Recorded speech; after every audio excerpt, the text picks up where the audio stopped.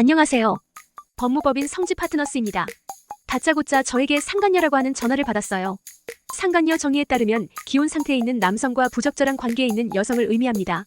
과거에는 외도 행위를 한 당사자들을 고소하여 형사처벌을 할 수도 있었는데요. 현재는 위헌 판결을 받아 민사상 손해배상만 이루어질 수 있는 상황입니다.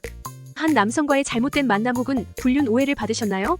그리고 고소하겠다는 협박을 받으셨나요? 그렇다면 실제로 법적 분쟁에 휘말릴 수 있으므로 이번 글을 통하여 상간녀 소송에 대해서 제대로 알아놓으시기 바랍니다.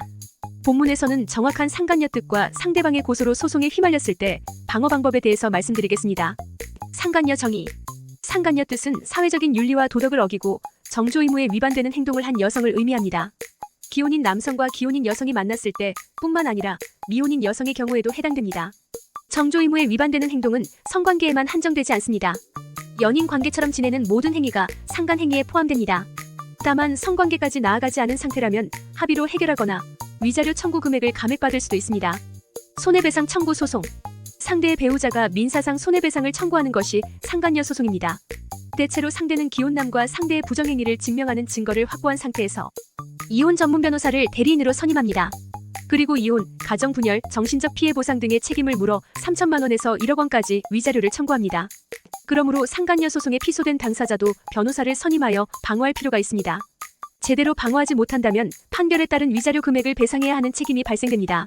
상간녀 소송 방어 방법. 기혼자인지 몰랐을 때. 남성과 연인 관계로 발전하였을 때 기혼자인지 몰랐다면 배상 책임을 지지 않도록 적극적으로 대응합니다.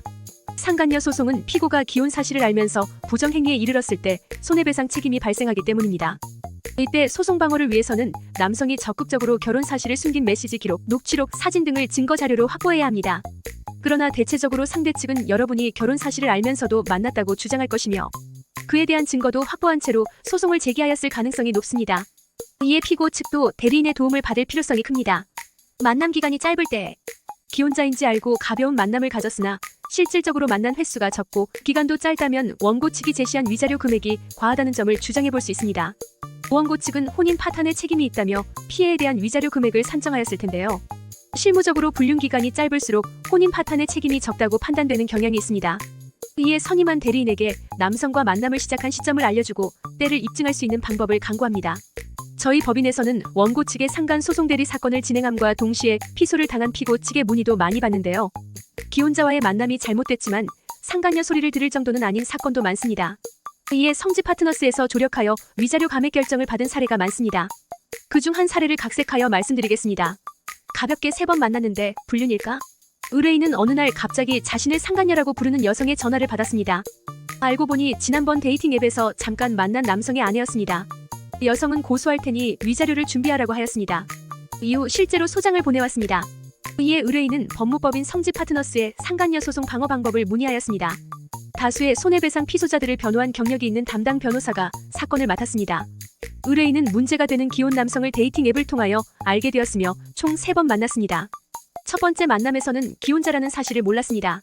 그러나 두 번째부터는 알고도 만났습니다. 그로 인하여 의뢰인에게 배상 책임이 발생하나 담당 변호사가 판단하였을 때는 원고 측이 청구한 금액 5천만 원은 과하였습니다. 이에 담당 변호사는 의뢰인과 남성이 만남을 시작하였을 때 주고받은 채팅 기록, 만남을 가지면서 주고받은 메시지 기록을 확보하였습니다.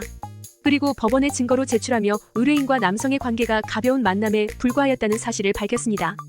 또한 원고의 배우자는 데이팅 앱을 통하여 의뢰인 외에도 다수의 여성을 만났으므로 의뢰인에게만 혼인 파탄의 책임이 있다고 볼 수는 없음을 적극 주장하였습니다. 변론 끝에 가정법원은 피고 의뢰인이 원고에게 800만 원을 지급하라는 판결을 내렸습니다. 본 대리인의 조력으로 원고 측이 제시한 위자료 5천만 원에서 84%나 감액된 결정을 받았습니다.